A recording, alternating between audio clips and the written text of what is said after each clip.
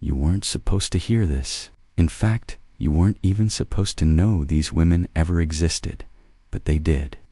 14 of them, devout, obedient, and forgotten till now. What happened inside St. Mary's Convent wasn't just a tragedy.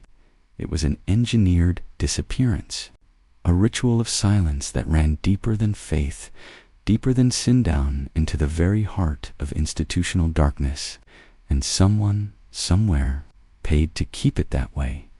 They called it an act of God, but God had nothing to do with it. These were not random disappearances.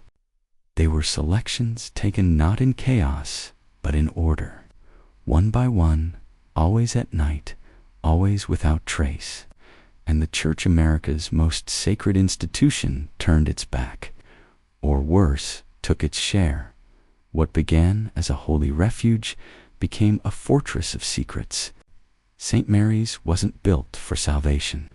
It was built to hide something, and the silence that followed, it wasn't forgetfulness. It was designed out. For over 160 years, every attempt to speak the truth was buried under layers of holy rhetoric and paper trails scrubbed clean by men in collars who feared what the world might learn if it knew what they'd done or allowed to happen. But recently, hidden in a sealed cavity behind a chapel wall during routine renovations, a box was discovered. Inside, letters, rosters, unsent reports, and a map stained with something that might have once been blood. That box ignored by the current bishop and quietly removed before authorities could inspect, it was copied, scanned, preserved, and sent anonymously to a journalist with no affiliation to the church, but a deep obsession with the truth.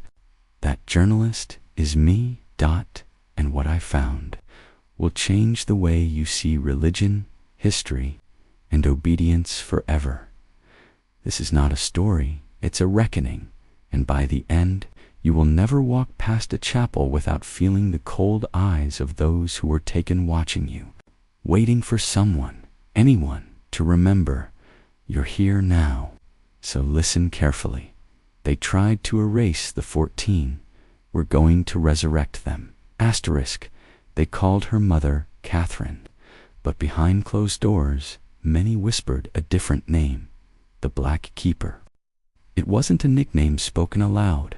It was passed in glances, in tightened lips, in the silence between prayers. You see, power doesn't always scream. Not like a servant of Christ, but a warden of something ancient. Her posture, her eyes pale, unblinking her voice, always just above a whisper. Yet it filled the stone halls like thunder. Even the older nuns, seasoned from years in distant dioceses, stood straighter when she entered. She quoted doctrine like law.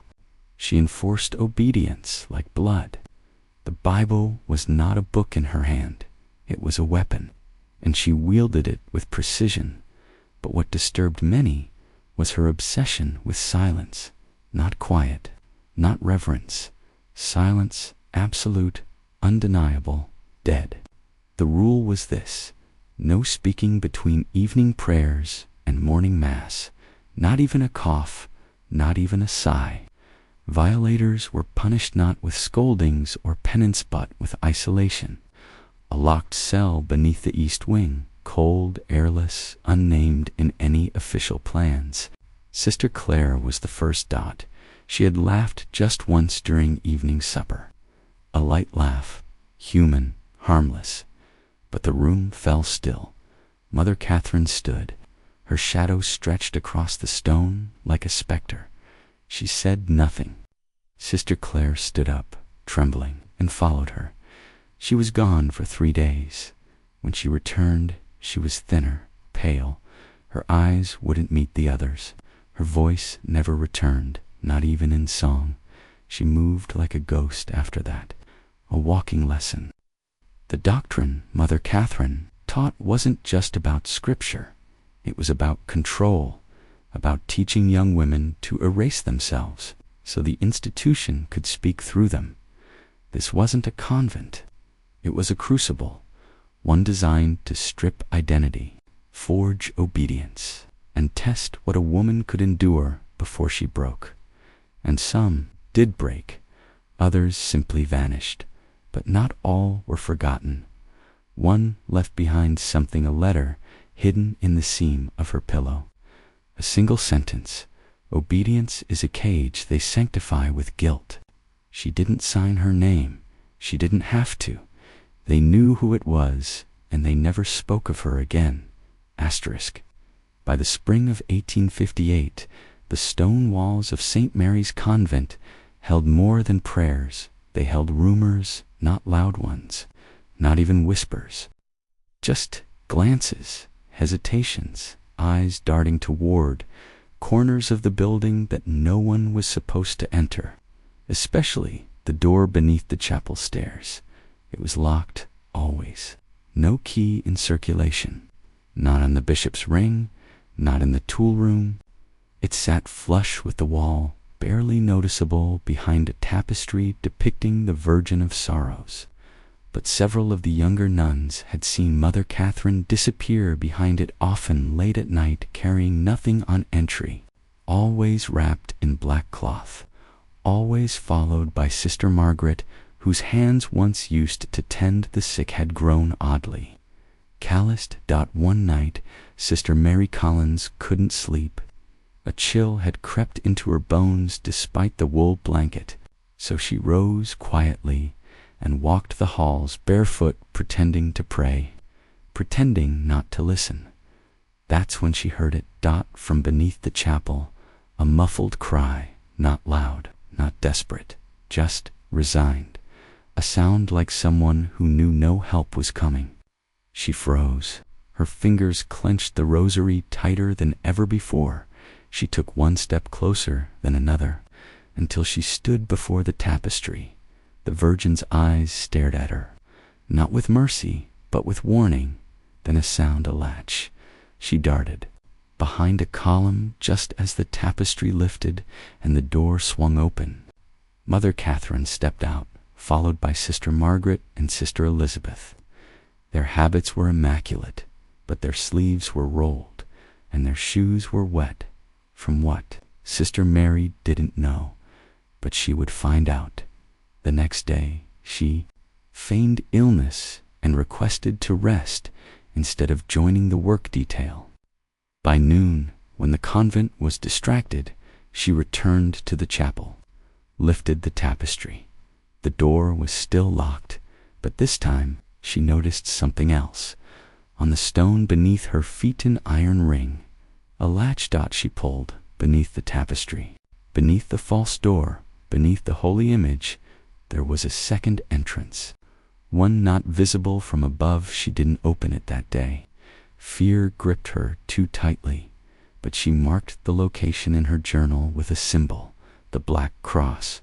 And weeks later, when another nun vanished, Sister Lillian, just 19 and still unsure how to sew her own veil, Mary returned to the chapel. And this time, she brought a key, not to unlock the door, but to scratch a message into the stone beside it. If I vanish too, it's down here. Asterisk. The key Sister Mary brought wasn't from the convent. It was from her childhood home in county. Carry a simple iron shaft, meant for her father's chest of fishing lures. But in that moment, it became a weapon, not of defense, but of truth. She scratched the message into the stone beside the ring latch with hands that trembled not from cold, but from knowledge, the kind that seeps into your bones before your mind can catch up. She waited until nightfall. The convent slept, the halls thick with incense and fear, exhaled silence. She lifted the hatch. The smell hit her first. Rot, wet stone, metal, and something else, something she would later struggle to describe in her journal. The scent of souls burned, but not by fire. A narrow staircase spiraled down. Cold air rose like a warning. She descended, candle in hand, breath shallow. The cellar wasn't on any plans. In fact, it wasn't even truly a cellar. It was older than the convent told her, than the mansion it replaced. The stone was different, thicker, not quarried. Locally, there were rooms, low-ceilinged, bare. One contained nothing but chains, anchored to the wall at waist heights, stained by something dark and old. Another held crude wooden beds, each no wider than a coffin. In the last room she found them, clothing folded neatly, 13 habits, all accounted for, but no names, no blood, no bodies, only silence. She ran her fingers over one folded habit, praying it wasn't Agnes, or Bernadette's, or Rebecca's. But deep down, she knew. Each one represented a sister, now buried, not in soil, but in memory.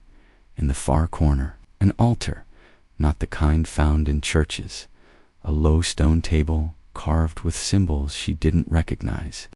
Burn marks surrounded it, and above, on the wall, scrawled in something thick and rusted, the words, "Silence is the first sacrament." But no one heard her, because above the bell had just rung for lauds, and the chanting began. What Sister Mary discovered in that underground chamber wasn't just a secret teat, was a system. And systems, unlike people, don't panic. They adapt, they evolve, they survive. When she emerged from the cellar that morning, her habit soiled. Her hands scraped, her candle extinguished. Nothing had changed. The sun still pierced the stained glass. The nuns still chanted in unison. And Mother Catherine still stood at the pulpit, delivering a sermon on obedience that felt less like scripture and more like a commandment issued from a throne carved in bone. But Mary knew, and that changed everything. She couldn't confront them. That would be suicide. So she observed, she wrote, she listened. That's how she began to understand the second doctrine of St. Mary's, unwritten, unspoken, but lived through every action. Those who question vanish. Each transfer, each calling to service followed a precise ritual, a period of tension, isolation, quiet warnings, then a final night when the chosen nun would be escorted through the chapel after Compline, always by the same three figures: Mother Catherine, Sister Elizabeth, and Sister Margaret. What the bishop believed, what the outside world saw, were staged illusions, carefully worded letters, false signatures, misleading footnotes in diocesan archives. But the truth, the Church had sanctioned St. Mary's as a remote compliance facility, a place to reforge willful women, or remove them. The Vatican's own documents, later unearthed by excommunicated priest historians, refer to these facilities cryptically as silent cloisters. They were experimental, isolated, disposable. If they succeeded, they were praised as sanctuaries. If they failed, they were burned, buried, and forgotten. But St. Mary's didn't fail. It thrived because Mother Catherine knew how to cloak darkness in discipline. And Sister Elizabeth, she had learned the market. The buyers didn't care for faith. They wanted obedient vessels, quiet minds, clean reputations, pretty faces that knew how to kneel without speaking. That's what the doctor was for. Chemical obedience, ritual sedation, reinforcement by fear. What Mary had witnessed was not just abuse. It was a supply chain, and the altar below the convent wasn't for God. It was for inventory. Now listen closely, because this part is for you. If you've made it this far, you're no longer just a viewer. You're a witness, a seeker. One of us so typed the phrase, "Obedience ends here," in the comments, wise to show the algorithm and the world that some minds refuse to kneel in every system of shadows. There is a benefactor, a figure who operates from above the filth, never touching it, just directing it. At St. Mary's, That figure was known only as the benefactor. No name, no title, just a signet terralogant angularium envelopes sealed with wax the color of dried blood. The letters came monthly, always, addressed to Mother Catherine, always hand-delivered by a courier who never removed his hat and never looked anyone in the eyes. Sister Mary watched him once from behind the staircase. The man never spoke, just nodded, handed off the envelope, and vanished before the bell for matins. She stole one of the envelopes, once just the outer seal, discarded carelessly in the hearth. After the contents were read, she pressed it between pages of her psalter. Years later, a linguist from Oxford confirmed the sigil etched into the wax wasn't Latin. It was Phoenician. Its meaning, ownership. Whoever this man was, he wasn't just paying for silence. He was claiming the women body, mind, and soul. Now consider this. In 1858, just as the disappearances peaked, a private ledger surfaced in the eastern ports, ships docking from Europe with cargo that wasn't listed on any manifest. Several crates marked Vatican cultural property. Upon inspection by customs, the crates were empty, but the straw inside, laced with blood. No one was prosecuted. The documents vanished, but an internal memo from a customs official in an 1891 report fenced the name St. Mary's the same year. A new cathedral was funded in Boston. Its construction paid in full by a philanthropic donor preferring anonymity. The builder, a man named Hiram Duval, a banker, a collector of religious artifacts, and according to a sealed testimony uncovered 60 years later, a man with direct ties to the early American eugenics movement. He believed in perfect obedience, perfect submission. He believed the church could produce it. St. Mary's was never a convent to him. It was a farm. The nuns weren't brides of Christ. They were stock. Sister Mary realized this too late. By the time she tried to contact Father Ryan, her brother in seminary, her letters were intercepted. The ink looked normal, but a historian at Georgetown would later discover the parchment used was formulated to dissolve in humid air. Disappearing letters, just like the women, just like the truth, unless we speak it now. Asterisk. The door beneath the chapel, the one Sister Mary found and marked, was never meant to be opened by anyone outside the inner circle. Not the bishop, not Rome, and certainly not a 24-year-old nun with trembling hands and too many questions. But something changed after she read that letter from Teresa, hidden in her pillow. Something broke. Not her faith, her fear. One storm-racked evening in February 1859, when the wind howled like voices locked in purgatory, she returned to that hatch. A hidden lantern beneath her habit, a rosary wrapped around her wrist, not for prayer but for courage. This time, she descended deeper past the first level of cells, past the room with the folded habits, past the altar carved with symbols, older than any catechism. At the very bottom of that stone staircase, there was another door, wooden, iron-banded, ancient. But the strange thing, it breathed. She wrote later in her hidden diary, the air on the other side was warm, alive, like something waited. She pushed it open and stepped into a room no map ever marked. The chamber was circular, lined with mirrors, not modern ones, crude.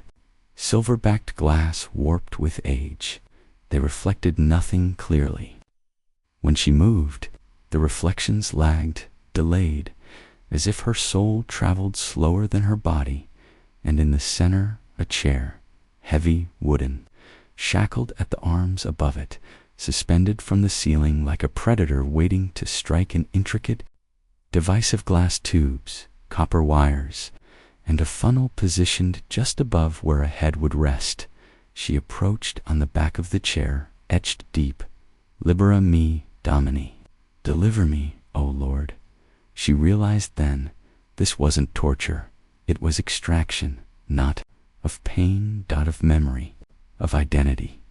This is where the obedient vessels were made, not through fear alone, but through a sacrament of removal, one that erased the woman completely, leaving only the face, the voice, the mask. She stumbled backward. Her foot struck something on the floor. She looked down. It was a crucifix, twisted, bent backward at the arms, like it had been forced into a shape it was never meant to hold. She fled, but not before she saw the mirrors change. No longer did they reflect her. They reflected the others. Agnes, Bernard, E.T., Teresa, Rebecca. They stood behind her in the glass, eyes hollow, mouths sewn with golden thread, hands reaching forward, not to pull her in, to warn her away. She ran up the stairs, the air behind her swelling with a pressure that felt like judgment, the kind only the dead can pass. That night, she wrote no letter, just one phrase in her journal. "I know now what they became. I know what I will become if I stay." In late March of 1859, something happened that shattered the illusion, even for those who chose to believe the lies. It began just after Vespers. The sisters had gathered in the refectory. The mood was brittle. Sister Mary could feel it like glass. Underfoot, eyes low, silence heavier than usual. And Sister Margaret's hands, those once nimble instruments of healing, were trembling slightly as she served the soup. Then, without a sound, Sister Clare O'Donnell stood, not a word, not a gesture, just stood and calmly walked outside into the freezing Wisconsin wind with nothing but her habit and the small brass crucifix she wore around her neck. Several sisters saw her, but no one followed. She walked into the courtyard. The sky above, black with storm. The chapel bell began to ring, but not by hand. It rang once, twice, then stopped. Then came the smell, burning cloth, hair, flesh. By the time they reached her, it was too late. Sister Clare had poured lamp oil over herself in the woodshed and struck a match. They said her screams split the sky, but Mary, from the second-floor dormitory, told the sisters it had been a tragic accident. Clare had tripped carrying a lantern. But even the youngest nuns didn't believe it. They had seen the look on her face before she walked into the cold, calm, peaceful, like someone who had made a decision that night. Voice, usually poised, was strained. "Sin breeds confusion," she said. "Doubt is the tool of the enemy. Sister Clare has been taken not by fire, but by pride." She would not submit. Then she pointed to the crucifix on the wall behind the altar. "If any among you harbor thoughts like hers, you must come forward tonight, or God will reveal you himself." No one moved, but in that silence, Sister Mary understood something horrifying. Clare hadn't just killed herself. She had left a message. Ink, unlike whispers, cannot be silenced. Mary retrieved what little remained of Clare's possessions from the dormitory. Inside the crucifix, tucked into a hidden compartment, was a sliver of parchment. On it, written in charcoal, one line: "They take your soul before they take your body." And beneath it, a symbol Mary had seen only once before, etched into the altar beneath the chapel, after Sister Clare's death. Doors unlatched without wind. There was no draft. Sister Mary began to feel it strongest in the east wing, in the hallway leading to the old archive. That wing had been closed off for repairs since winter. But no repairs ever began. No workers came. No supplies were delivered. And yet, Each night, someone lit the hallway lamp. Mary waited until the fourth night. She left her bed after Conklin, her footsteps soft against the cold stone floor. The old hallway breathed with the scent of rot and beeswax. She held her lantern tight at the end of the corridor. Where the wall met the sealed library doors, she noticed something new. A crack in the plaster, thin, horizontal like a mouth. She pressed her ear to it. Nothing then. A knock, 3 slow taps from the inside.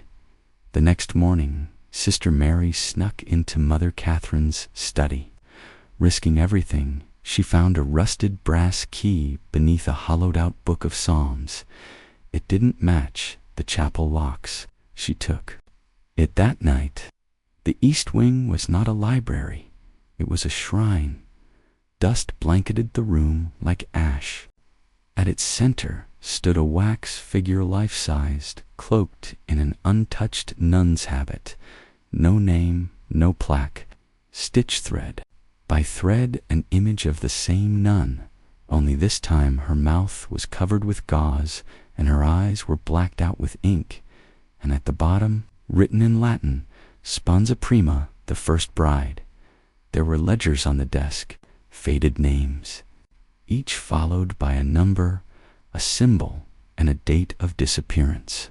At the top of the first page, a different symbol than the rest, drawn with gold ink and surrounded by 7 stars. Mary ran her finger down the column and stopped at the year 1832. St. Mary's was founded in 1854. So why did the first name appear? 22 years earlier, trial 001, successful, voice removed, womb sealed, service 9 years. Mary stepped back, single node in a web that stretched far beyond Wisconsin, beyond America, beyond church and the first bride. She was still here, or something wearing her shape. As Mary turned to leave, of 1859, Sister Mary's world had become a maze of half-truths and mirrors. The convent was no longer holy ground, it was a crucible, a furnace meant to burn away the self and leave behind a mask. But the more she discovered, the more she realized. St. Mary's wasn't rogue, it was protected, and worse, it was part of something ancient. The name Belmont Cloister led her to the only man she could trust, Father Ryan, her brother, who was now stationed in Milwaukee. She couldn't risk writing, so she memorized everything, the names, the dates, the phrase Sponsa Prima, the first bride. Then, under cover of night, she escaped through the orphanage cellar, barefoot, bloodied, her crucifix clutched tight like a weapon. 3 days later, she reached Father Ryan's parish when she told him what she'd seen. In Rome, he whispered, there are files even the cardinals don't know exist. They're called black files and they're locked with blood seals. He had seen one once briefly while delivering documents to an archivist at the congregation. For the doctrine of the faith, its designation was burned into his memory. A to 13 status, active code, silent matron's protocol, nullification and containment, to identify spiritually volatile women, those with vision, power, uncontrollable insights, either absorb them into controlled orders, too strong to be obedient. So the church learned to sever the spirit from the voice, to silence without killing. They'll send someone, he said. They always do. And he was right. 2 nights later, a man arrived at the parish, not in priest's robes, but in formal wear, gloves, a silver pocket watch. No name, he asked if Father Ryan had received any recent visitors from St. Mary's. The next day, Ryan sent Mary away, gave her a new name, a boat ticket east, and one sentence she never forgot. God may forgive them, but I won't. Years later, the parish would burn to the ground. Number of survivors and the name Ryan would disappear from diocesan records entirely. But Mary, she re-emerged in 1872. A pamphlet appeared anonymously in Boston titled "On the Use of Women in Obedience Cultivation." Its contents, descriptions of programs identical to what Mary had seen, drawings of the device in the chamber, diagrams of the mirror room, references to a figure called the Silent Mother. The pamphlet was banned immediately by the archdiocese. All copies were seized, all but one, and it ended with a single phrase: "They buried the brides in silence, but the earth remembers." In October of 1860, nearly 2 years after Sister Mary vanished from public records, a letter surfaced in a museum basement in New York City. It had no return address, no postage mark, just a wax seal, a cruciform with 7 rays and a serpent coiled around the base. The contents were chilling. It was addressed to the Archivist of Shadows, a title no longer used by the Vatican since 1799. Inside were 5 pages of tight script and one grainy charcoal sketch, a floor plan of St. Mary's Convent. But it wasn't the convent we know. It was deeper, below the chapel, past the dormitories. Beneath even the infirmary and gardens was a floor not listed in any blueprint. A second basement, unknown even to clergy, at its center. A vault, labeled in Latin as a sponse, the bones of the bride.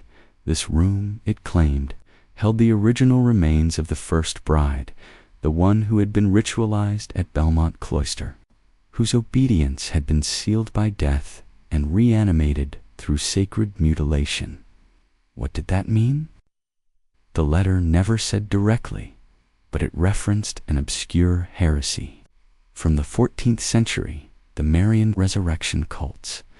These groups believed that perfect obedience could resurrect the dead, not fully, not with soul but enough to retain memory, voice, and control. These resurrected brides were kept underground, used as conduits, channels through which church authorities could extract secrets, forge loyalty, and control dissenting women through fear of becoming like them. And beneath St. Mary's, one such conduit still pulsed. Sister Mary, the letter said, had returned to find it. She had circled back in secret, dressed in plain clothing, posing as a widow seeking refuge. For 3 days, she remained in the guest quarters. On the 4th, she disappeared, but she left behind 3 items beneath her pillow: a vial of black liquid labeled Lacrima Matris, the mother's tear, a lock of red hair bound with twine, a journal page torn with this final entry: "I found her, the first bride. She whispers still, but not in words. She bleeds memory into the soil. I saw her hand twitch. I saw her mouth open, and I swear to God, she breathed my name." Who sent this letter? No one knows. But 2 months later, the Vatican dispatched a fire team to Wisconsin under the guise of structural assessment. The convent was declared unstable. In April 1861, it burned to the ground. Official cause: lightning, but not a single storm passed through that county that entire week, and yet the fire consumed the convent from the basement up. Locals say the sky turned red. Others said they heard singing, though no one had entered the chapel in weeks, and some, standing at a distance, swore they saw a figure in a black habit walking calmly from the burning ruins. Untouched by flame, she stopped, turned, taught, and vanished 3 years after the fire at St. Mary's. In a small village near Quebec, a traveling priest was called to bless a farmhouse that locals believed was cursed. Animals refused to enter. Infants cried nonstop. And at night, villagers heard strange sounds chanting, but backward. like Gregorian hymns played in reverse. When the priest arrived, he found an old woman sitting on the porch. She held a rosary with black beads. Her eyes were white with cataracts, but her posture was perfectly upright. He asked her name. She smiled and said, "I was once Sister Mary." She died that night. No injury, no sign of illness, just stopped breathing mid-prayer. But inside the farmhouse, behind a false wall in the root cellar, authorities found something far worse than any ghost. 6 coffins carved with Latin inscriptions, each bearing a name familiar to those who'd studied St. Mary's: Sister Agnes O'Connor's sister, Bernadette Walsh, Sister Teresa Donovan, Sister Josephine Brady, Sister Rebecca Murphy, Sister Claire O'Donnell, and beneath each name, a strange addition: Coram in or. Their mouths are choir inside the coffins. The bodies were preserved impossibly so. No rot, no decay, just silence. But none of the nuns had tongues. Instead, their mouths were filled with what experts later described as woven scripture-thin sheets of vellum, tightly folded and packed like stuffing. Some were written in Latin, others in something unknown looped, characters resembling Aramaic, but backward. One passage was translated, "When the body is obedient and the voice is removed, the spirit does not flee. It waits for music, for blood, for fire." The coffins were sealed and quietly removed by a Vatican emissary. The farmhouse was condemned, but by then it was too late. A scholar named Helena Bernan, expert in suppressed Christian sects, had already photographed the inscriptions and compared them to murals found in Cappadocian tomb churches. Buried deep beneath Turkey, what she found was disturbing. In one mural, painted nearly 1,100 years earlier, stood 14 women in black veils, each faceless, each holding a bleeding lamb. Above them was written, "Mothers of Silence, Carriers of Fire." They matched the names on the coffins, exactly same order, same faces. Byrne published her findings. 3 weeks later, she vanished from her Oxford office. Her car was found still running, her notes confiscated by police, then sealed under international religious archives. The 14 nuns of St. Mary's were not victims. They were part of something larger, older, repeating a choir of obedient vessels, not dead. Just waiting. And across Europe, similar reports began surfacing. Old convents where the same black rosaries appeared, the same hymns hummed from empty chapels, and the same wax figures left behind after fires, each marked with the symbol: a serpent coiled beneath a crucifix of 7 rays, and at every site, one phrase was carved into stone or etched into glass: "The bride will rise when the church forgets." Asterisk, they thought they had time. The Vatican believed the rituals held, that the silence endured, that the veil remained sealed. But silence is not absence. It is the drawing of breath before the scream, and the veil. It has torn. In 2023, a Vatican cybersecurity breach classified as the most sophisticated attack in church history unlocked 17 terabytes of sealed archives. Only 23 files were accessed before the breach was traced and deleted. But those 23 files were enough. A hacker calling themselves Veritasmator released a single image, a parchment scan from 1853, not from St. Mary's, from the Crypto Sponsae Ultima. It showed 14 names, written in ancient Greek, Hebrew, and early Latin, names that don't appear in any Bible, but match exactly the missing nuns of St. Mary's.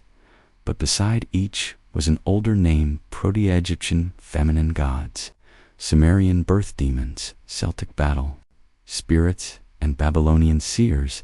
It was a fusion tableau chart describing how Catholic nuns had been ritually merged over generations with the archetypes of older feminine powers, not possessed, not sacrificed, REFORGED.N for centuries. These brides were chained by rituals disguised as obedience. Chastity rings equals spirit shackles, confession equals memory extraction, penances equals submission reconditioning, silence equals vocal nullification. Each is vocal nullification. Each nun wasn't just serving God, she was feeding an ancient containment field, but now the field is broken. All 14 voices have returned, and what happens next is not a haunting, it's a reckoning. In the months since the leak, 7 convents have spontaneously caught fire with no electrical fault. 3 bishops have gone missing. It's known to have presided over female disciplinary councils. A secret mass held under Notre Dame reported 14 identical women appearing in the pews during consecration. The priest fainted. He's never spoken since. And in Milwaukee, St. Mary's land is being redeveloped for luxury. Condos. But workers have stopped because their equipment keeps failing, because the ground keeps bleeding, because voices keep whispering. We are not gone, we are returned. We are bride and blade and bone, and we remember. So where does this leave you, the viewer? With a choice. You've now heard what they burned books to hide, what centuries of cardinals swore to erase, what the ash-covered mouths of veiled women tried to sing in silence. You can dismiss it, pretend it's just a story, but stories are weapons. The first fire, the first truth, the first scream of rebellion against control. So say it with me in the comments. For those who vanished, for those who were silenced, for those who still wait in the walls of crumbling chapels. She waits in silence, she waits in silence twice, then watch.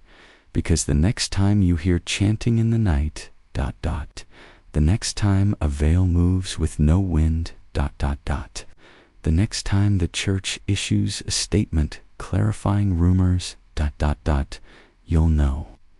The bride is awake, and she's coming to take back everything.